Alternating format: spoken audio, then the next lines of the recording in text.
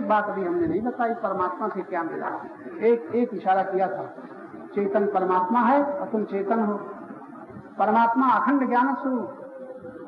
रामायण में क्या लिखा? ज्ञान अखंड एक शिक्षा। भागवत में क्या लिखा है? ज्ञान स्वयं ब्रह्मेति परमात्मेति भगवानिति शक्ति। विद्वान लोग इसको ब्रह्म कहते हैं, परमात्मा कहते हैं।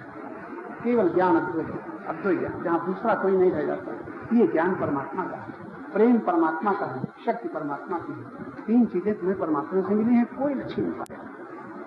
चाहे नरक जाओ, चाहे स्वर्ग जाओ, चाहे कुछ बनो, तीन चीजें परमात्मा से मिले, कोई छीनेगा ही नहीं। और संसार से मिला है, वहां रहेगा ही नहीं। और तुमने बनाया है, तुम्हें को छोड़ना पड़ेगा। हमने सदा के लिए एक बात बता दी, हम न मिलेंगे, लेकिन इसके द्वारा तुम मुक्त हो सकते हो, भक्त हो सकते हो, शांत हो सकते हो, स्वस्थ हो सकते हो। बल की क्या करो तुम? बात इशारा पकड़ दो, इशारा पकड़ पाए। बल का परिचय क्रिया से मिलता है। तब ये साधारण लोग कहते हैं आत्मबल आत्मबल। आत्मबल का परिचय तो संकल्प की पूर्ति में, संकल्प में ठहरो, फिर संकल्प करो आत्मबल, क्योंकि आत्मा तुम्हारे साथ। ये किससे कहा जा रहा है? जो अहंकार है, अहंकार से कहा रहा है देह बल का भरोसा, धन बल का भरोसा मत करो, आत्मबल तुम्हारे पीछे आत्मा, इससे ही कहा जा रहा है। लेकिन यहाँ तो सीधा आपसे कहा जा रहा है तुम बल नहीं, तुम तो आत्मा ही हो।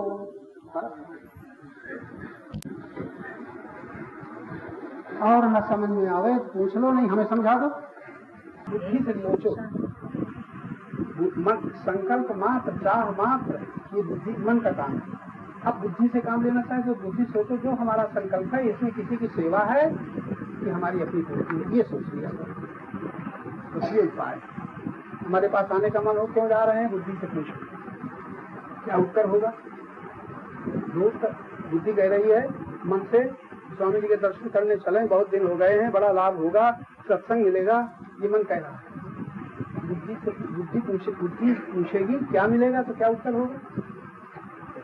अच्छा, और तुम्हें कई बार बता दिया गया है, तुम भूल जाते हो। तब बुद्धि कहेगी मन देवता, तुम कहते हो सत्संग मिलेगा, और वहाँ तो सुन आए हो कि आत्मा ही सत्य है और नित्य प्राप्त है, हृदय में विराजमान है। तो आत्मा का संग सत्संग है कि देह का देखना सत्संग है? क्या उत्तर? अब बुद्धि का उत्तर दे मन, बस एकदम मन चुप हो जाना चाहिए। कहते बैठो बैठो, चालाकी मत करो, सत्संग के लिए जा रहे हैं, तुम आत्मा सत्य है। बस बुद्धि कहेगी बस यही रुको। तब कैसे आओगे?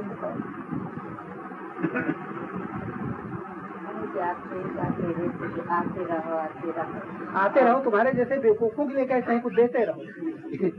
आते रहो। उधर का जितना भरा है और उधर आओगे तो इतना भरेगा तब हो जाएगा। नहीं, इधर आओगे भरेगा नहीं। हमने इतना भरा है सब छलक जाता है घर जाते जाते।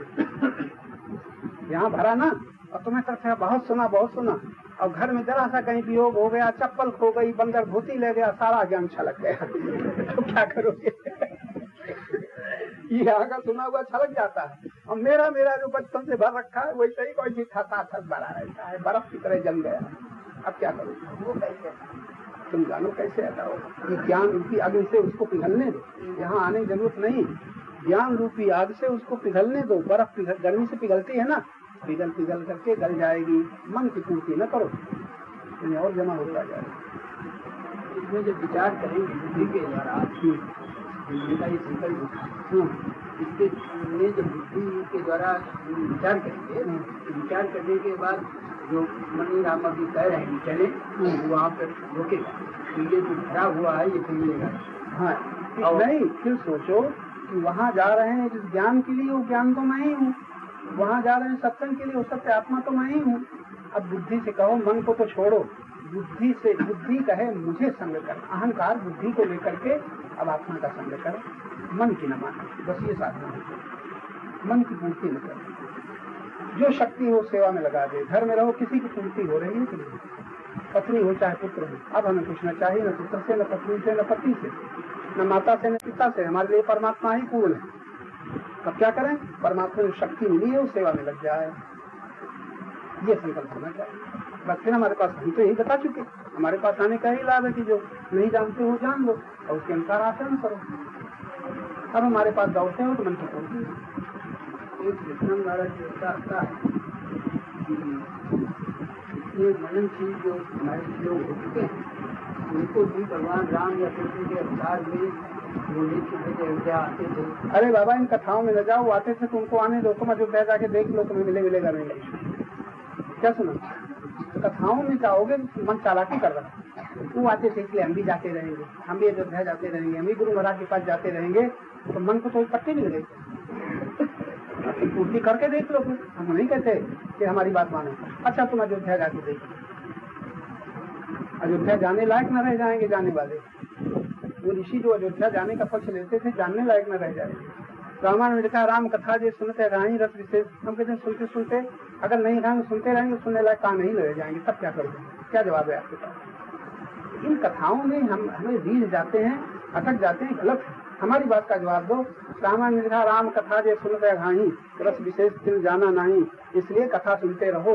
अच्छा सुनते रहो, जब कान जवाब दे रहे हैं तब क्या करोगे? हाया करोगी कि वाह वाह? अंत ये हुआ कि हम सुन नहीं पाते। अरे सुनना काहे के लिए होता है? करना होता है कि हम जल्दी जल्दी न करने की दशा में पहुंच जाएं। सुनना इसलिए होता है कि जल्दी जल्दी हमारा सुनना समाप्त हो जाए। देखना आंखों से इसलिए होता है कि देखने का अंत हो जाए, हम अनंत में पहुंच जाएं। ये है।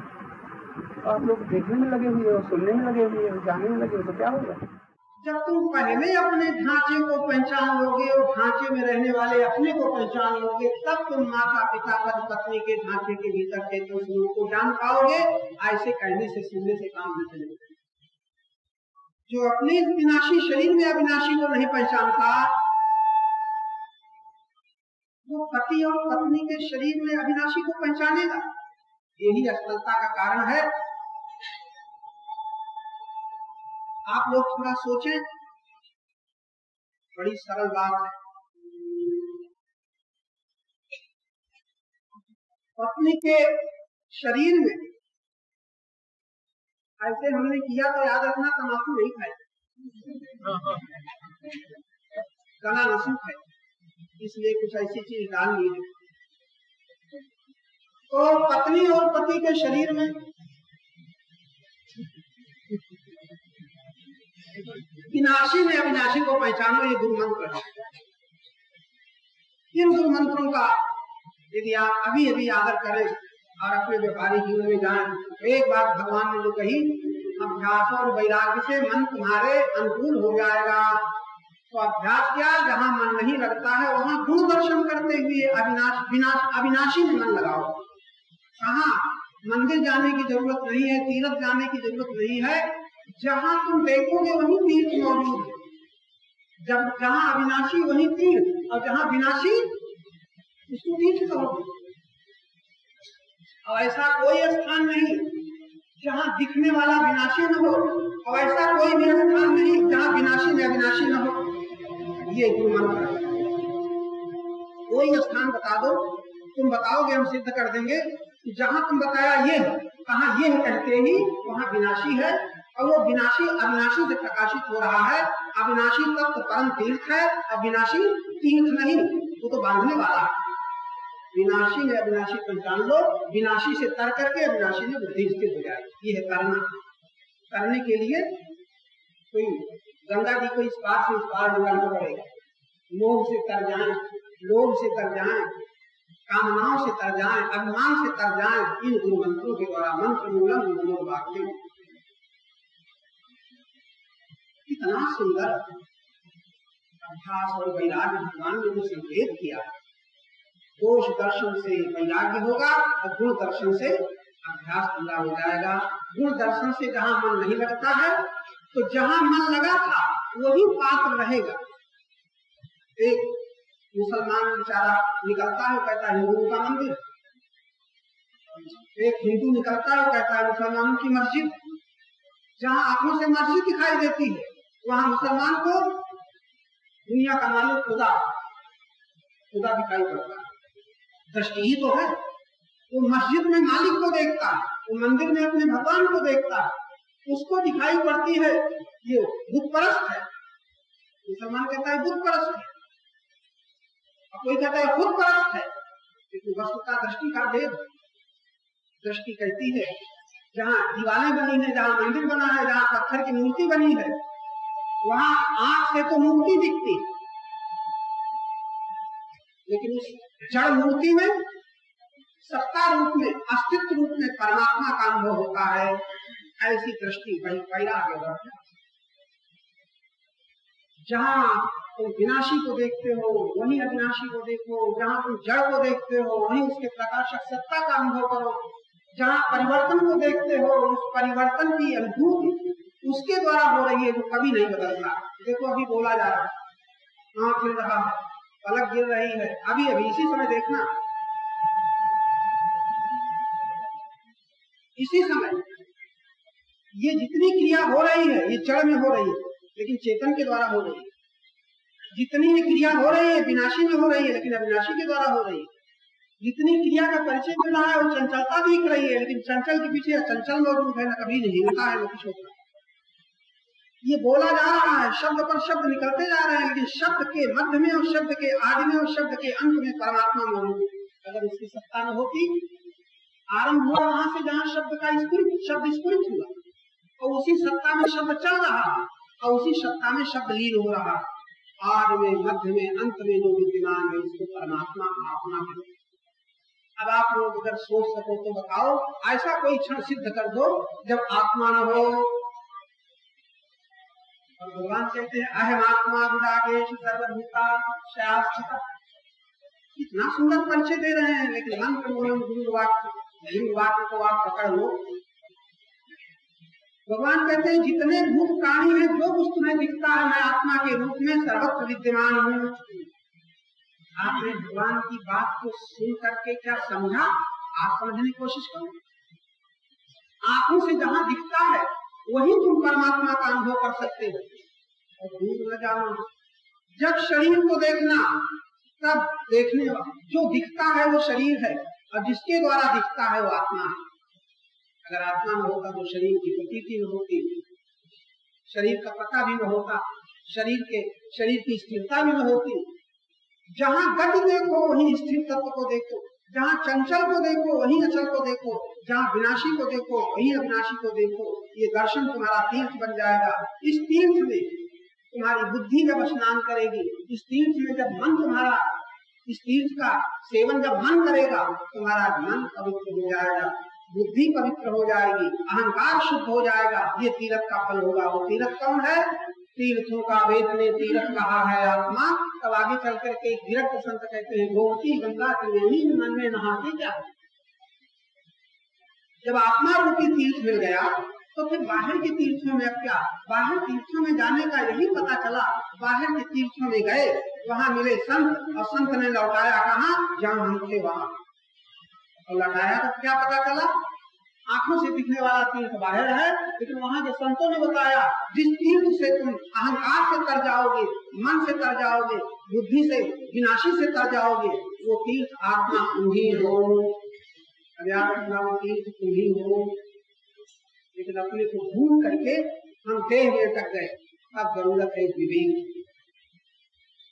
जहाँ पति दिखाई पड़े, जहाँ पति की देह दिखाई पड़े, अभ्यास करो वहीं आत्मा को पहचानो। जहाँ माता पिता की देह दिखाई पड़े वहाँ आत्मा को पहचानो। जहाँ पत्नी की देह दिखाई पड़े, पत्नी की सुंदरता दिखाई पड़े, बालक की सुंदरता दिखाई पड़े, उस सौंदर्य को, सौंदर्य स्वरूप परमात्मा को पहचानो। अनंत सौंदर्य निधान परमात्मा, अनंत ऐश्वर्य निधान परमात्मा, अनंत माधुरी प्रधान परमात्मा। परमात्मा न हो तो ये माधुरी का पता चले, ऐश्वर्य का पता चले, सौंदर्य का पता चले। एक सत्ता सबके पीछे विद्यमान है, बस तुम्हारी बुद्धि जरा खुलनी चाहिए। ये दर्शन बुद्धि होगी तो होगा, इसके पहले नीचे स्तर में ना। ये आत्मा आत्मा की बात आप सुना करते हो, बाहर तो भटकना बंद करके थोड़ा ठहरो और पीछे की ओर लौटो। जो दिखाई पड़ता है उसी को देखो, लेकिन तुरंत एक शब्द यहाँ ले याद रखना, जो दिखाई पड़ता है उसको देखो और देखने वाला कौन है उसे देखो और जिसमें देखा जा रहा है उसे देखो। तीन बातें तुम्हें उसी समय ध्यान रखनी है। दिखाई पड़ता है उसे देखो, जो दिखाई पड़ता है वो दृश्य है, जो दृश्य है वो बदलने वाला है, जो दृश्य है वो हमारे सामने है, दृश्य है वो जड़ है। जड़ नहीं कहता कि मैं हूँ, देह नहीं कहती कि मैं हूँ, मैं कहता हूँ कि मेरी देह, मैं कहता हूँ यह देह। पदार्थ कोई नहीं कहता कि मैं हूँ, लेकिन पदार्थ का देखने वाला ये निश्चित करता है यह पदार्थ। इतना ध्यान से फिर ये सब बातें बुद्धि से समझ में आएंगी। अगर बुद्धि साथ नहीं देती तो बुद्धि, लोभी की बुद्धि तो काम कर रही है, मोही की बुद्धि काम कर रही है, अभिमानी की बुद्धि काम कर रही है, कामी की बुद्धि काम कर रही है, लेकिन साधक की बुद्धि, जितने साधक यहाँ बैठे हैं जरा सोचें, उनकी साधना कहाँ से चल रही है? मन के स्तर से चल रही है। एक बात अध्यात्म विज्ञान की आप लोग याद रखें, स्थूल शरीर का एक अपनी सीमा है, जो आंखों से दिखने वाली देह है इसकी एक सीमा है, कहां से कहां तक। ये सारी देह का संचालन प्राण शक्ति के द्वारा होता है, इसको प्राणमय कोश कहते हैं। ये स्थूल देह अन्नमय कोश, इसके बाद प्राणमय कोश, इसके बाद मनोमय कोश, उसके बाद विज्ञानमय कोश। ये बात बड़ी महत्वपूर्ण है। आनंदमय कोश के बाद फिर आत्मा। जैसे कि वो एक दीपक हो, एक रोशनी हो, और रोशनी के ऊपर एक कांच रखा हो, फिर दूसरी दीवार हो, फिर तीसरी दीवार हो, फिर चौथी दीवार हो, फिर पांचवी दीवार। पांचवी दीवार ये देह, बड़ा स्थूल ढांचा, बड़ी मोटी, बड़ा जड़ पड़ता। इसके पीछे इससे जो सूक्ष्म है वो है, फिर उससे भी सूक्ष्म।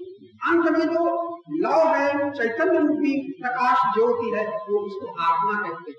तो पांच खोलों को जब पार कर जाओगे तो उसका बोध होगा, स्थूल से बोध न हो। लेकिन एक बात बड़ी विलक्षण है, वही जो पांचवा स्तर पर पांचवा है, या और विज्ञान की दृष्टि से जो सातवां है, सातवां छठे में आकर के उसका रूप बदल जाता है, पांचवें में आकर के उसका दूसरा रूप होता है, चौथे में आकर के दूसरा रूप होता है, तीसरे में आकर के मनोमय कोश होता है। मनोमय कोश से कोई भक्त नहीं हो सकता। यही कारण है कि चाहे जितने उपदेश सुने जाए, चाहे जितने कीर्तन लोगों को सुनाए जाए, तीसरे शरीर की जागृति वाला केवल कामना वासना का भोग करेगा, ये भगवान की भावना उसमें प्रबल नहीं हो सकती। जब चौथा शरीर जागृत होता है, चौथे शरीर में जब हम पहुंचते हैं, चौथे शरीर में जब ये अहंकार कुछ काम करने लग जाता है, तो भाव का बढ़ता है। उस भाव की वृद्धि से आप भगवान को मानने लग गए, भगवान का जप करने लग गए, कीर्तन करने लग गए, तो ध्यान की कोशिश की। जब ये चौथा शरीर भरपूर जागृत हो जाएगा, तब हमारा भक्त की साधना में चमत्कार दिखाई पड़ेगा। भक्त की साधना चौथे शरीर की जागृति के बिना नहीं हो सकती। और जागृति शब्द जब हम कह रहे हैं, तब याद रखना कहाँ से शुरू होती है, कितनी लंबी यात्रा करनी पड़ती है। तो हमारे भगवान कहते हैं, अनेक जन्म संसिद्धि तपो याम कई जन्म लग जाते हैं। आपका थोड़ा सा चौथा शरीर जागा है, वहां से भगवत भावना, ये श्रद्धा की शुरुआत हुई। इस श्रद्धा की शुरुआत में आपको बड़ी लंबी यात्रा करनी पड़ेगी। बहुत अगर ताकत है तो जीवन के इन वर्षों में बहुत अच्छी उन्नति कर सकते हो, लेकिन किसी को इसकी परवाह नहीं। परवाह तो धन कैसे बढ़े, मान कैसे बढ़े, पद कैसे बढ़े, इसकी परवाह है। लेकिन हमारा ये विज्ञानमय कोश कैसे प्रबल हो, हम कैसे आनंदमय कोश में पहुंचे, इसकी साधना। ये तो लोग कहते हैं भगवान के दर्शन कैसे हो जाए चौथे शरीर से। भगवान के दर्शन कैसे हो जाए? भगवान का तुमसे रूठे हुई है और भगवान का तुम पर प्रसन्न हो जाए। बड़ी कल्पनाएं हैं ऐसी तो भगवान कभी प्रसन्न होते हैं, दर्शन देते हैं, कथाएं भी हैं। लेकिन भगवान न प्रसन्न होता है ना पसंद होता है। भगवान जिसे आप कहते हो तो जहाँ का तहाँ ज्यों का त्यों है। आप ही को इतना लौटना पड़ेगा, उस स्तर पर जाना पड़ेगा जहाँ से भगवान का बोध होता है, साक्षात होता है। इसके पहले बार बार एक शब्द दोहराना पड़ेगा, आत्म साक्षात जब तक न होगा तब तक भगवत साक्षात आपके लिए बहुत दुर्लभ है। आत्मा ही परमात्मा के दर्शन का द्वार, याद रखो। आत्मा ही, एक बार तुम आत्मा के केंद्र में पहुंच जाओ, बस फिर आपके प्रश्न वहां से इंसान से पूछना समाप्त हो जाएगा। अपने आप परमात्मा के दर्शन का द्वार तुम्हें मिल जाएगा। तुम मौन रह करके चुपचाप ऐसे ऐसे अनुभव करोगे कि तुम्हें दूसरे को न बताने की इच्छा होगी न सुनने की इच्छा होगी। इसी तरह तुम पहुंचो तो चौथे द्वार, चौथे शरीर में काम तो तुम करने लग जाओ, अभी तो कामना वासना कैसे पूरी हो। यहाँ से जब आप शक्ति बचा पाओगे तो संयमित शक्ति आपको ऊपर के कोशों में ले जाएगी। पांचवें शरीर से फिर ज्ञान का प्रकाश होता है अपने आप, बिना पढ़े महाराज सब पता चलता रहा है। चौथे शरीर में भाव भगवान में बना, ये शब्द जरा ज्यादा महत्वपूर्ण है। अभी आपके पास जो शक्ति है, आपके पास जो प्रीति है, वो नीचे उतर करके देह में बन गई। देह में ये देह में प्रीति परिवार में, माता में, पिता में, मैं शब्द जानते हूँ। जैसे मिट्टी घोड़ा में, मिट्टी ही गधा में, और मिट्टी हाथी में, और मिट्टी गौ में। अपने आप लोग खिलौना बनाते हैं और एक को हाथ जोड़ते हैं और एक को लात मारते हैं। मिट्टी का गधा बनाया तो पूजा करो, और मिट्टी की गाय बनाई तो फूल चढ़ाओ। तुम ही हो, तुम ही जाने कितने किस किस नाम में बन गए हो, रूप में बन गए हो। इसको बड़ी गंभीरता से बोलो। तुम्हारी प्रीति ही पत्नी में है, पति में, पुत्र में, भाई में है, बहन में है। तुम्हारी प्रीति चप्पल में है, घड़ी में है, छड़ी में है। तुम्हारी प्रीति, जितने पदार्थ तुम्हारी प्रीति में भर गए हैं वो प्रीति उसी में बन गई। वही प्रीति का हिस्सा गुरु में बना, थोड़ा हिस्सा, उधर ज्यादा इधर बहुत। गुरु का संग करते करते गुरु की कृपा का अनुभव करने वालों को वही प्रीति भगवान में बनेगी।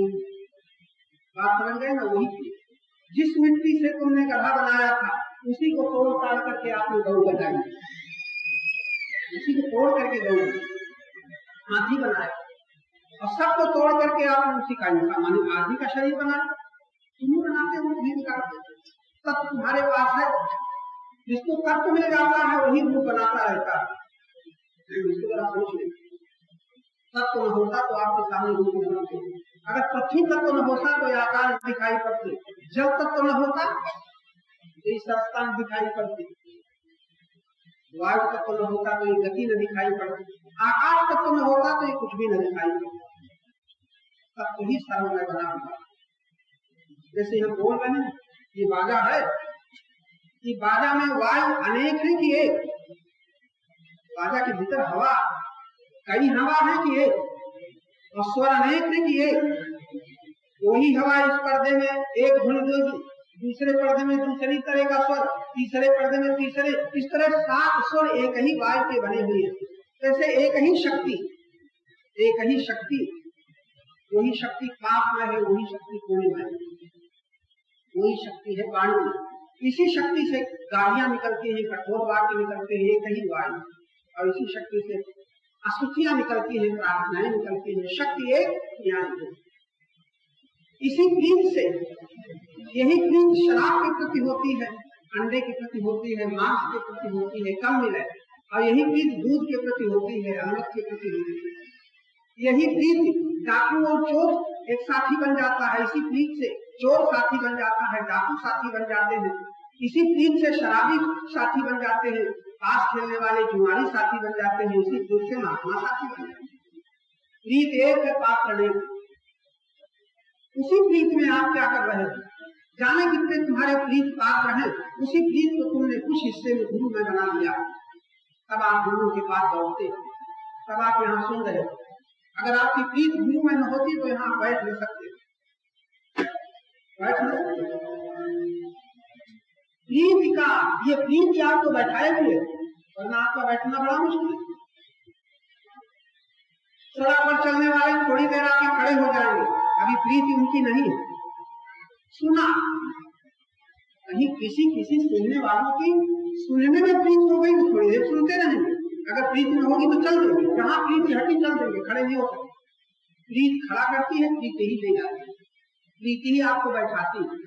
एक प्रीति यहाँ बैठाई हुई है, जितने अंशों में आपकी प्रीति गुरु है, और यही प्रीति आपको घर दौड़ा ले जाएगी, क्योंकि प्रीति घर में परिवार है। अब जिसके कोई नहीं हो कहाँ जाएगा हमारा जैसा व्यक्ति? जहाँ कोई है नहीं, कहाँ जाए, कौन घर में जाए, कौन परिवार में जाए? तो जहाँ कोई ले जाएगा वो चले जाएंगे। अपना कोई है नहीं, जो अपना कोई नहीं तो सब है।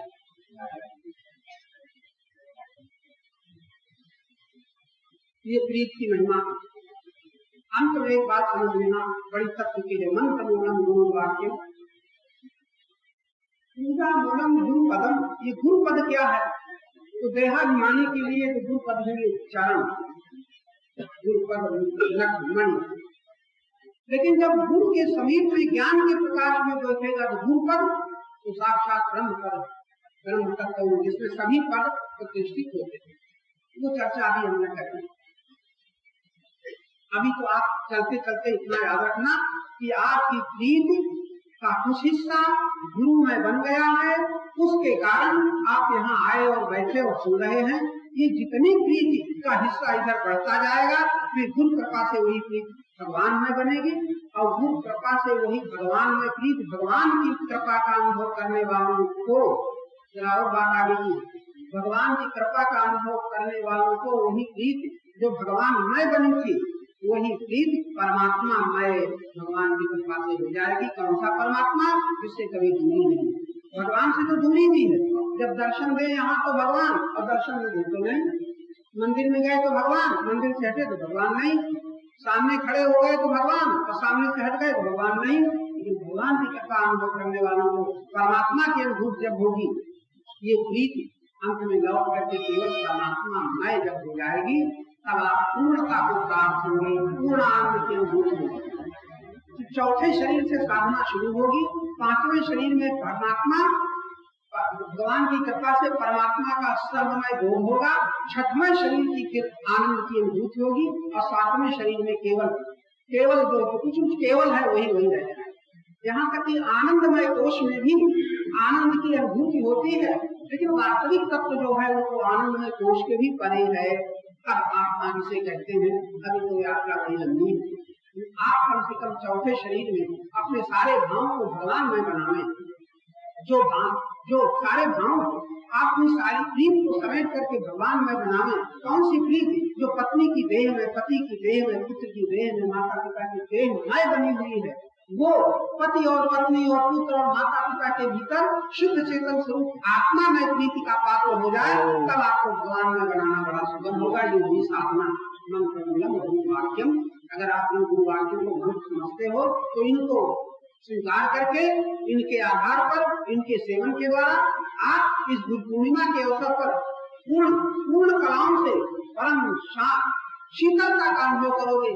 सारे पाप आपके मिट जाएंगे इस गुरु पूर्णिमा के ज्ञान के प्रकाश में। कब? जब पूर्णिमा का पूर्ण चंद्र प्रकाशित आपके हृदय को, आपकी बुद्धि को, आपके मन को, आपके अहंकार को शीतल कर सकता है।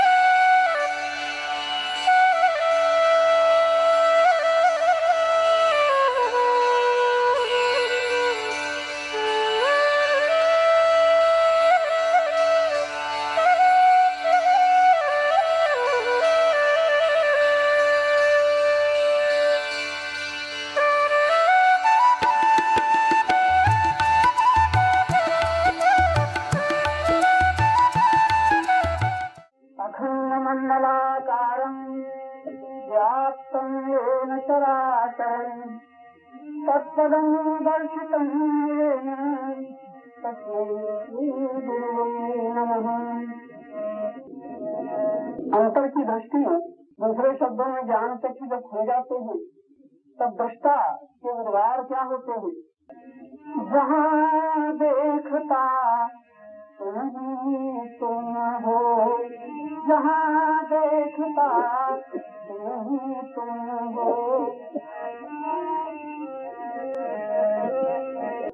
जगती को कण कण में व्यापक, जगती के कण कण में व्यापक, एक तुम्हारी छवि की छाया, अणु अणु में माया महान की, अणु अणु में माया महान की, दूर दूर में सिंधु समाया, दूर दूर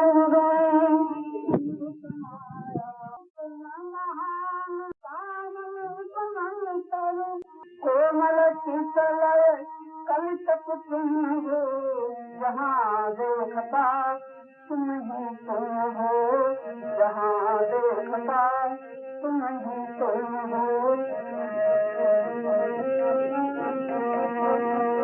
जहाँ देखता तुम ही तुम हो। कौन प्रात उठ कर प्राचीन, परमात्मा की गीता के सिद्धांतानुसार भगवान की विभूति जब दृष्टि खुली होती है तो सर्वत्र उसी की विभूति का दर्शन होता है। कौन प्रात उठ कर प्राचीन है बिखेरता स्वर्णिम लालू, है बिखेरता स्वर्णिम लालू। कौन सजाता रात गगन में, कौन सजाता रात गगन में, नक्षत्रों की नित्य दिवाली, नक्षत्रों की नित्य दिवाली। संध्या के कपोल में कर से, संध्या के कपोल में कर से तुम लगाते नव तुम हो, जहाँ देखता तुम ही तुम हो, जहाँ देखता तुम ही तुम हो, जहाँ देखता तुम ही तुम हो। जड़ चेतन स्थावर जंगम, खगमृग कीट पतंग भुजंगम, खगमृग कीट पतंग भुजंगम। सब में सत्ता एक सत्य की, सब में सत्ता एक सत्य की, एक चेतना। जितनी वेदनाएं अनुकूल और प्रतिकूल हमें प्रतीत होती है, उनके पीछे वही एकमात्र सत्ता है जिसके द्वारा हम सुख का अनुभव करते हैं, दुख का अनुभव करते हैं। हमारे अनुभवी महापुरुष तो बताते हैं, हम ही दुखमय हो जाते हैं, हम ही सुखमय हो जाते हैं, हम ही संबंधमय हो जाते हैं, हम ही शब्दमय हो जाते हैं। यानी शुभ अशुभ कुछ भी परमात्मा से अलग नहीं है, उसी की सत्ता से सब कुछ प्रकाशित हो रहा है। भाव अभाव, शुभाशुभ, सुख दुख, ये सब केवल शब्द जाल हैं, ये सब केवल शब्द जाल हैं। एक अभेद अभेद वृक्ष के, एक अभेद अभेद वृक्ष के, रंग बिरंगे बिसप डाल हैं। और तुम मन वांछा के, और तुम सबकी मन वांछा के पूरक हो, कलक तुम हो, जहाँ देखता तुम ही तुम हो, जहाँ देखता तुम ही तुम हो, जहाँ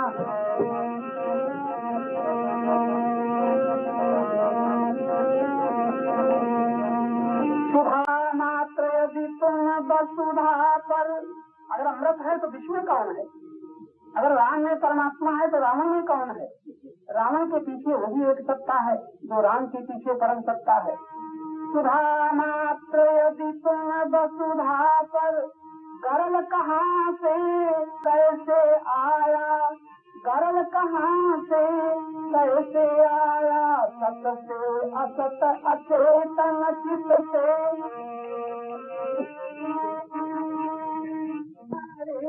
तुम प्रगट हो तुम ही गुण हो, तुम प्रगट हो तुम ही गुण हो, जहाँ देखता तुम ही तुम हो, जहाँ देखता तुम ही तुम हो, तुम ही तुम हो, तुम ही तुम हो। एक साधना के सोपानों में चलते चलते ऐसा भी एक दर्शन होता है, जब सिया राम में सब जग जानी, करब प्रणाम जो जो पानी। यही है दृष्टि की पारदर्शिता। हमारी दृष्टि जब अटक जाती है तन में, हमारी दृष्टि जब अटक गई है धन में, हमारी दृष्टि जब अटक गई है माने हुए परिवार के संबंधों में, हमारी दृष्टि अटक गई है जो माने हुए सुख दुख में, तब हम जो सब कुछ के पीछे, सब कुछ के मध्य में, सब कुछ के अंत में जो परम सत्य विद्यमान है उसका दर्शन नहीं कर पाते। साधना का मतलब क्या है? हमारे भीतर ही कुछ ऐसे पर्दे हटते जाना, ऐसी कुछ जटिलताएं हटते जाना। जटिलता का मतलब है जैसे नारियल के ऊपर जटाएं होती हैं। नारियल सुंदर, नारियल के भीतर गरी बड़े सुस्वाद रूप में छिपी हुई है, लेकिन उसके ऊपर एक खोल है, उसके ऊपर फिर जटाएं हैं। कैसे हमारा जो आनंदमय चेतना है, आनंदमय चेतन तत्व अभी भी हमारे सबके हृदयस्थ विद्यमान है, उसका अनुभव हम इसीलिए नहीं कर पाते कि हम एक बड़ी जटिल हो रहे हैं। हमारा अहंकार जटिल हो रहा है। जटिल का मतलब जटाएं पड़ गई हैं, उनको जब उखाड़ा जाए, उनको उधेड़ा जाए, उनके भीतर झांका जाए, झांकते झांकते ऊपर के खोल में स्थूल से सूक्ष्म में पहुंचा जाए, सूक्ष्म से कारण में पहुंचा जाए, तब महाकारण जो सबका एकमात्र परमात्मा है उसका अनुभव हो पाता है। इस प्रातः काल की बेला में हमारी बुद्धि अभी प्रपंच के कंपनों से नहीं थकी हुई, इसीलिए हम जितना शांत और स्वस्थ हो, अंतरस्थ होकर के, प्रतिष्ठ होकर के, हृदयस्थ होकर के, आत्मस्थ होकर के ये जो चर्चा हम सुनेंगे तो मानो कभी नहीं, अभी अभी हम उसी में अपने को पाएंगे जो सबका अखंड अनंत नित्य सत्य विद्यमान है। एक बार वशिष्ठ जी काकभूषण जी के यहाँ गए। काकभूषण जी के यहाँ बड़ा लंबा संवाद है योग वासिष्ठ में, और उनसे पूछा तुम्हारी इतनी आयु कैसे, कहाँ से? तो विस्तार तो बहुत बड़ा है। हमें वहाँ की कुछ शब्द बड़े सुंदर लगे जो आप लोगों के सामने रखा जा रहा है। उन्होंने पूछा तो क्या करते हो, किसकी उपासना करते हो? जो सब प्रलय हो जाते हैं, सब कुछ हो जाते हैं, तुम जो करते हो बने रहते हो। तो उन्होंने बड़े विस्तार से बताया कि मैं किसकी उपासना कर रहा हूँ। तो श्लोक है, श्लोकों का अर्थ ही हम कहेंगे। पुष्पस्याम तनिवा मोदः प्राणस्याम सर्वस्थितम् न स प्राणं न वा पानं चिदात्मानं उपास्महे। बड़े सुंदर शब्द है योग वासिष्ठ में। जिस प्रकार पुष्प के अंदर सुगंध रहता है, पुष्प के अंदर सुगंध दिखाई नहीं देता। आप कहते हैं निराकार साकार, अरे आंखों से दिखने वाला एक पुष्प का आकार है, लेकिन उस आकार में सुगंध निराकार है। जैसे सुस्वादु भोजन करते हो तो लड्डू का, जलेबी का, रसगुल्ला का आकार है, और उसके बाद उसके भीतर जो स्वाद है वो निराकार है। जैसे हमारे पीठ में कोई डंडा मारे तो डंडा आंखों से दिखने वाला आकार है, और डंडा से लगने वाली चोट निराकार है। तो जहाँ आकार है वही साकार है, जहाँ साकार है वही निराकार है। किंचित मात्र भी कभी दूरी नहीं। तो हमारे काकभूषण जी महाराज वशिष्ठ जी को उत्तर देते हैं कि जिस प्रकार पुष्प के अंदर सुगंध रहता है, उसी प्रकार प्राण के अंदर रहने वाली चिदात्मा की, इन शब्दों पर विद्वान लोग मनन करेंगे। उसी प्रकार प्राण के अंदर रहने वाली जो चैतन्य स्वरूप आत्मा है, जो कि न सजीव यानी स्वरूप से न निर्जीव है। विचित्र बात, जो न सजीव और स्वरूप से न निर्जीव यानी निर्जीव स्वरूप है, हम लोग उसी की उपासना करते हैं, उसी की उपासना करते हैं। और आगे बताया जिस प्रकार जल के भीतर माधुर्य रहता है, उसी प्रकार अपान के भीतर रहने वाले चैतन्य स्वरूप की हम उपासना करते हैं। ये उपासना कभी कभी लोग प्रश्न करते हैं, जब राम न थे तब किसको भजा जाता था, जब कृष्ण भगवान ने अवतार न लिया था तब किसको भजा जाता था? तो राम रूप में, कृष्ण रूप में जिन्हें हम देखते हैं वो केवल मात्र सच्चिदानंद स्वरूप आत्मा है, और वो सच्चिदानंद स्वरूप आत्मा अखंड है, अनंत है। वही सच्चिदानंद स्वरूप परमात्मा भक्तों की प्रेम के बस पर अवतार धारण करता है। इसलिए आप लोग याद रखें, भगवान को कोई भक्त प्यारा नहीं होता, भगवान को भक्ति प्यारी होती। भक्त और भक्ति यानी भक्त, अगर जिसके भक्त कहते हैं क्या है, सारा प्रेम जब परमात्मा के प्रति परमात्माकार बन जाता है, यानी भगवदाकार बन जाता है। सारा प्रेम, जो भी प्रेम पुत्राकार बना है, पत्नी के आकार में बना है, पति के आकार में बना है, धनाकार बना है, नोटों के आकार में बना है, सुख दुखाकार बना है, वही प्रेम जब परमात्मा यानी भगवदाकार बन जाता है तब वो प्रेम परमात्मा को प्यारा है। राम ने केवल प्रेम प्यारा, जान ले जो जान हारा। तो हमारे तुम्हारे साथ जो प्रेम है, जब वो भगवान के प्रति भगवदाकार बन जाएगा, वो परमात्मा को प्रिय होगा। तो जिस प्रकार जल के भीतर मधुरता रहती है, उसी प्रकार ये जो प्राण ऊपर सुना, प्राण के भीतर रहने वाले चिदात्मा और अपान के भीतर रहने वाले चिदात्मा की हम उपासना करते हैं। ये उपासना यानी निरंतर उसके निकट रहते हैं। आज की चर्चा में साधक लोग अपने साधना के विषय में बहुत सावधान रहें। ये जो आज की साधना बताई जा रही है, शायद हमने हमारे द्वारा ये कभी आपने नहीं सुनी, तो भगवान की कृपा है जो हम लोग ये सुन रहे हैं और मनन कर रहे हैं, समझ रहे हैं। आगे और आगे कहते हैं कादुष्य जी जो प्राण विलय और अपान विनाश का समूह, यानी जब प्राण का अंत होता है, ये देखिए जो हमारे तुम्हारे भीतर से वहां से जाती है बाहर, तो 16 अंगुल में कहीं 12 अंगुल में वो विलय हो जाती है, और बाहर जब भीतर जाती है तो नाभि चक्र तक जाती है, वहां विलय हो जाती है। तो इधर है आदि अनादि अवदय अनंत। अनादि उसे कहते हैं जिससे शुरुआत होती है, और अनंत उसे कहते हैं जिसकी शुरुआत हुई थी वो उसमें लीन हो जाता है। तो जहाँ जो लीन का स्थान है वो अनंत है, और जो उत्पत्ति का स्थान है वो अनादि है। इसीलिए परमात्मा को अनादि और अनंत कहा गया है, और बीच में अखंड कहा गया है, उसका कोई खंड नहीं है। सर्व समान रूप से व्यापक अखंड चित्त चैतन्य सत्ता जो है, वही सत्ता अभी अभी हमारे तुम्हारे साथ है। उसी सत्ता में हम बोल रहे हैं, सुन रहे हैं, चल रहे हैं, दुखी हो रहे हैं, सुखी हो रहे हैं। लेकिन आश्चर्य ये है कि हम दुख के पात्र को, सुख के पात्र को, दर्शन देखने के पात्र को तो देखते हैं, लेकिन उस सत्ता का अनुभव नहीं करते। हमारे साधक लोग सावधान हो जाएं, इसमें अस्तित्व शब्द का उपयोग किया गया। अस्ति का मतलब मैं हूँ। ये जो हूँ शब्द है, ये हूँ शब्द बड़ा मार्मिक है।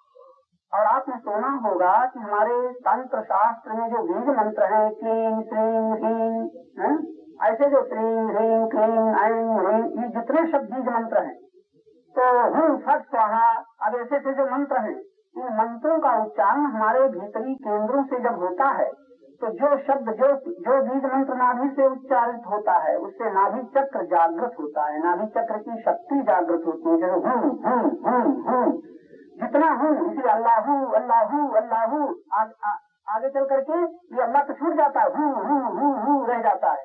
इसी प्रकार वहाँ पर जो दक्षिण देश में लामा लोग जो होते हैं, लामा लोगों का एक मंत्र है, ओम मणिपद्मे हूँ, मणिपद्मे हूँ, मणिपद्मे हूँ। तो ओम पीछे रह जाता है, मणिपद्म का मतलब है नाभि चक्र, उसके बाद हूँ की छोकर लगते लगते कुंडली शक्ति जागृत होती है। तो वो लोग इसी साधना से अपनी अंतर परमात्मा की शक्ति को जगा देते हैं। मणिपद्मे हूँ, ये हूँ तो निकलता है, हकार निकलती है नाभि से, और उसका अंत होता है नकार में, हूँ ओम। ये ओम बहुत हल्का मंत्र है, बहुत शुद्ध अंतःकरण वाले के, सरल अंतःकरण वालों के लिए, जिनसे पापों के द्वारा अंतःकरण कठोर नहीं हो गया है, उनके लिए ओम शब्द काम कर जाता है। जैसे हमारे शास्त्रों में कहीं कहीं निषेध है कि ओम शब्द का उच्चारण हर एक को नहीं करना चाहिए। ओम के उच्चारण सबसे नहीं बनेगा। उच्चारण का मतलब ऊपर की ओर जहाँ जो हमें चढ़ा ले जाए, उसको उच्चारण कहते हैं। तो ओम का उच्चारण बहुत हल्की प्रकृति वालों के लिए है, जो जटिल नहीं है, कठोर नहीं है, जिनके पाप ज्यादा नहीं गिरे हैं, उनके लिए ओम शब्द काम करता है। ऐसे हमारे देश में पहले ब्राह्मण हुआ करते थे। ब्राह्मण सदाचारी, सुशील, शांत, स्वस्थ हुआ करते थे, इसलिए उनका काम ओम से चल जाता था। लेकिन आज ओम से काम नहीं चल रहा है। आज तो नाभि चक्र की जो शक्ति है, जब तक वो न जगेगी तब तक ऊपर हृदय चक्र नहीं जगेगा, कंठ चक्र विशुद्ध चक्र नहीं जगेगा, आज्ञा चक्र नहीं जगेगा। ये जगने के मतलब है शक्ति का जागरण। तो जिस चक्र में हम ज्यादा जोर देते हैं वो चक्र जलता है। तो ये क्रिया है, वो क्रिया हमने कभी कराई नहीं यहाँ पर, क्योंकि हर एक आदमी उसमें सफल नहीं हो पाता।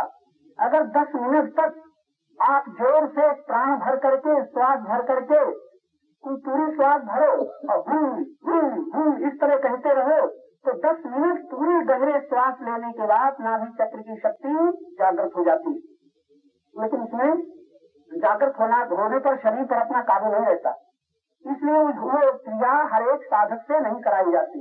आपसे इशारा किया जाता है कि जब हम भगवान का नाम जपते हैं, बड़ा सरल साधन है। नाम जपते जपते किसी प्रकार हमारी शक्ति और हमारी प्रीति जब नामाकार बन जाएगी, भगवदाकार नहीं नामाकार, और नाम के अनुसार रूप का चिंतन करते करते जब हमारी प्रीति साकार बन जाएगी, रामाकार, कृष्णाकार, भगवती के आकार बन जाएगी, तो ये संसाराकार नहीं रह जाएगी, विषयाकार नहीं रह जाएगी, पुत्राकार पति के आकार में नहीं रह जाएगी। इसीलिए हमारे साधकों को ध्यान बताया जाता है, कृष्ण रूप का ध्यान करो, राम रूप का ध्यान करो, गुरु के रूप का ध्यान करो। अब देखो आपकी प्रीति जो अपने अपने गुरुओं पर है, तो गुरु की आकृति याद आती है, गुरु की मूर्ति आप रखते हैं, लेकिन आजकल तो बहुत नीचे अस्तर में खाली फूल चढ़ा दिए, माला पहना दिया, लेकिन शुरुआत वहीं से होती है। पुष्प चढ़ाना चाहिए, माला पहनाना चाहिए, आरती करना चाहिए। क्यों? उतनी देर आपकी वृत्ति गुरुमय बन जाएगी, उतनी देर आपकी वृत्ति पूजा करते करते राममय बन जाएगी, पूजा करते करते कृष्णमय बन जाएगी। लेकिन जीवन भर जब उसी में अटके रहोगे तो उधर तो प्रीति थोड़ी राममय बनी, कृष्णमय बनी, गुरुमय बनी, और जब प्रपंच में गए तो वही प्रीति धनमय बनी है, तनमय बनी है, परिवार में बनी है। बस यही गड़बड़ है। जारी न चाहिए कबहु कछु तो सन सहज सनेश। जब वो सहज हो जाएगा स्नेह भगवान के प्रति, तब हृदय में निवासित, हृदय में विद्यमान परमात्मा का अनुभव हो पाता है। इसलिए युक्तियां हैं साधकों के लिए। तो भगवान बस वो गौरव जी कहते हैं उस चिदात्मा की, उस चैतन्य स्वरूप आत्मा की हम उपासना करते। आगे कहते हैं जो प्राण विलय और अपान विनाश का समीप एवं अंत में रहकर प्रकाशित है। बड़ी विचित्र बात है, जहाँ प्राण का अंत होता है और जहाँ प्राण नष्ट हो जाता है, उसके बीच में, उसके आरंभ में, उसके अंत में जो शुद्ध चैतन्य स्वरूप आत्मा है, जो सबको प्रकाशित करता है, तथा जो प्राण के भीतर रहता है, श्वास हमारी जा रही भीतर, यहाँ पर भी वही परमात्मा, श्वास हमारी बाहर निकल रही है, वहाँ पर भी वही परमात्मा। तो हम लोग वशिष्ठ कहते हैं, हम लोग उस चिदात्मा की उपासना करते हैं, चैतन्य स्वरूप आत्मा की उपासना करते हैं। और बताया जो प्राण व्यापार में, जीव के व्यापार में, यानी प्राण के व्यापार में, जीव के व्यापार में निमित्त है। जरा ध्यान देना, अगर हमारी श्वास की गति बंद हो जाए तो हमारा चलना फिरना उठना बैठना सब समाप्त हो जाएगा। लोग कहते हैं हार्ट फेल हो गया, श्वास बंद हो गई। एक समय ऐसा समय आएगा, अभी अभी आ सकता है, सब घंटे भर बाद आ सकता है, 10 वर्ष बाद आ सकता है। क्या आ सकता है? एक श्वास निकलेगी फिर लौटेगी नहीं, बस इसी का नाम तुम मृत्यु रखते हो। श्वास का न लौटना, श्वास का लौट आना जिंदगी और श्वास का न लौटना मौत। ये दो मुहूर्तों में, यानी 2 बिंदुओं में जीवन और मृत्यु का सवाल है। श्वास भीतर चलने लग गई, कहते हो जी रहा है, श्वास बंद हो गई, मर गया। तो जो प्राण के व्यापार में, जीव के व्यापार में जो केवल निमित्त है, उसी के द्वारा सारा व्यापार हो रहा है। उस चिदात्मा की, चैतन्य स्वरूप आत्मा की हम लोग उपासना करते हैं। और आगे जो मन के, चित्त के, बुद्धि के, अहंकार के व्यापार में निमित्त है, इतना सरल है। आप लोग अगर सोच पा रहे होंगे, इसी क्षण देखो तुम्हारा मन जो चंचल है, उस चंचल के पीछे स्थित चेतना है, चेतन तत्व है। तुम्हारी बुद्धि में जो तरह तरह के विचार उठ रहे हैं, उस बुद्धि के पीछे अखंड नित्य चेतन तत्व है। तुम्हारे अहंकार के पीछे, यह अहंकार कितना कर्ता बना हुआ है, इस अहंकार के बीच में, अहंकार के मध्य में, अहंकार के आरंभ में, अहंकार के अंत में जो चैतन्य स्वरूप आत्मा है, निमित्त भूत है, उसी के रहने से ये सब क्रिया हो रही है। उस चैतन्य स्वरूप आत्मा की हम लोग उपासना करते हैं। और इशारा किया है जिसमें समस्त पदार्थ विद्यमान है। ये सारी सृष्टि, जो कुछ भी वृक्ष, चींटी, हाथी, जो कुछ भी हो रहा है, जिसमें समस्त पदार्थ विद्यमान है, जिसमें सब कुछ, जिससे सब कुछ उत्पन्न हुआ है, यानी जिससे ये सब उत्पन्न हुआ है, और जिसमें ये सब है, जो सर्वात्मक है, सर्वमय है, चारों ओर जो स्थित है, ऐसे सर्वमय, यानी सूर्य चंद्रादिकों को जो प्रकाश देने वाला है, सूर्य और चंद्रमा जिसकी सत्ता से प्रकाशित हो रहे हैं, जो सब में पवित्र पुण्य रूप है, जो समस्त कल्पना कलंकों से मुक्त है, जहाँ प्राण अपान दोनों उत्पन्न नहीं होते, जो प्राण अपान की शक्ति है, जो जो प्राणोपासना से प्राप्त यानी प्राप्त करने योग्य है, उस तत्व की हम उपासना करते, उस चेतन तत्व की हम उपासना करते। आप लोग फिर थोड़ा सावधान हो जाएं। आज की साधना की बात, हमें जब से इसका पता चला तो हमें फिर क्या होता है, कुछ करने की जरूरत नहीं रहती। ये प्राणोपासना इसका नाम है। आज जो आपने चर्चा सुनी, इसको कहते हैं प्राणोपासना। जैसे साकारोपासना, जैसे जो किसी वस्तु के निकट अपने को पाए वो कैसे उसका उपासक, तो इसका नाम है प्राणोपासना। प्राणोपासना के लिए किसी मंदिर की जरूरत नहीं है, प्राणोपासना के लिए किसी माले की जरूरत नहीं है, प्राणोपासना के लिए पुष्प और धूप की जरूरत नहीं है। लेकिन इसका मतलब ये न समझ लेना कि ये सब बेकार है। अपने अपने स्थान में ये भी विज्ञान है। धूप क्यों जलानी चाहिए, दीपक क्यों जलाना चाहिए, और घी का ही दीपक क्यों जलाना चाहिए। अरे मिट्टी के दीपक में, सरसों के तेल के दीपक में और घी के दीपक में बड़े अंतर हैं। घी के दीपक से आपके नेत्रों की ज्योत विचित्र ढंग से शीतलता आएगी, लेकिन शीतलता और बात है और ठंडक और बात है। लेकिन मिट्टी का तेल जलाओगे दिमाग खराब होगा। कड़वा तेल में भी नेत्रों को बल मिलेगा, लेकिन तीव्र शक्ति है। इसलिए मुसलमान लोग मस्जिद में लुबान जलाते हैं। लुबान की गंध के दूसरी शक्तियाँ आकर्षित होती हैं। हवन सामग्री से ये धूप दीप है, इससे दूसरी शक्तियाँ आकर्षित होती हैं। पुष्प का संबंध देवताओं से, लाल फूल का पुष्प का संबंध और देवता से, पीले पुष्प का संबंध और देवता से, नीले पुष्प का संबंध और देवता से। इसलिए पुष्पों का भी विधान है, घंटा बजाने का भी विधान है। लेकिन आजकल हम लोग तो कवायद की करते हैं, उसके मर्म को, रहस्य को नहीं जानते हैं। तो आज की चर्चा में जहाँ आप सब तरह की उपासना करते हो उसमें अटक न जाओ, जबकि तुम्हें किसी की अपेक्षा न रह जाए। ऐसा एक समय आ जाए तुम्हें किसी वस्तु की, किसी व्यक्ति की, किसी साधन की जरूरत न रह जाए। कल मैंने बताया था अपेक्षा रहित, अनपेक्षा शिथिल दक्ष उदासीनो गतव्य था, कि किसी की अपेक्षा नहीं रखता। इतनी वृत्ति उसकी शांत है, पवित्र है, और पवित्रता के कारण हर एक कार्य में दक्ष है, कुशल है। फिर उसी को तो गतव्य था, कोई भी था उसके जीवन में नहीं आती।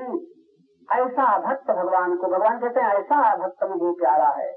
लेकिन जब तक ये विवेक न होगा तो मंदिरों और उपासना गृहों में बैठने का कोई मूल्य नहीं दिखाई पड़ रहा है। ये हमारे तुम्हारे हाथों में ली गई मालाएं प्रायः झूठी साबित हो रही हैं। हमारी मालाएं तो पूरी हो जाती हैं, लेकिन प्रेम आज तक पूरा नहीं हो रहा है। हमारे माला की संख्या तो पूरी हो जाती है, लेकिन भावना की पूर्ति आज तक नहीं हो रही है, क्योंकि हमारा भाव बिखरा हुआ है। हमारा भाव जैसे किसी की कीमत, किसी के पास पूंजी हो और पूंजी कुछ कपड़े में लगा दे, कुछ अनाज में लगा दे, कुछ लोहा में लगा दे, कुछ सीमेंट में लगा दे, तमाम सामान इकट्ठा करता जा रहा है, पूंजी उसमें फंसती जा रही है। और एक ऐसा समय आ जाए कि मकान बनाने के लिए पैसा ही न रह जाए, तो सामान तो इकट्ठा हो गया, अब मकान बनवाने के लिए पैसा नहीं। कैसे ही हम लोग थोड़ा थोड़ा सामान इकट्ठा करते हैं साधना का, जब भी करने लग जाते हैं, माला भी ले लेते हैं, आसन भी ले लेते हैं, मंदिरों में बैठने भी लग जाते हैं, लोग मस्जिदों में जाते हैं, लोग गिरजाघरों में जाते हैं। ये सब कुछ हो रहा है, लेकिन तब तक ये सब झूठ मालूम होता है जब तक विचारों के आंतरिक प्रवाह से हम मुक्त नहीं होते। हमारे विचार क्या होते हैं? जब हम आंख बंद करके बैठते हैं, जब हम माला लेते हैं, हाथ में तो माला होती है और मन अपने उन्हीं दिशाओं में चंचल बना रहता है जिनसे कि हमारा संबंध है। मानो भगवान ने कह रहे हैं, उपासना करने वालों, मेरा नाम जपने वालों, मेरा कीर्तन, मेरा ध्यान करने वालों, तुम इसके पहले झांक लो कि तुम्हारा संबंध किससे है। तो मन में जो भरा है उसी की याद आती है। अगर ये कुछ न रह जाए, जैसे आपके मन में इतना बड़ा भारतवर्ष है, इतनी बड़ी आबादी है एक एक नगर में, लेकिन आपका संबंध जिससे नहीं, उसका आप पर कोई प्रभाव नहीं, जिससे संबंध उसी का प्रभाव है।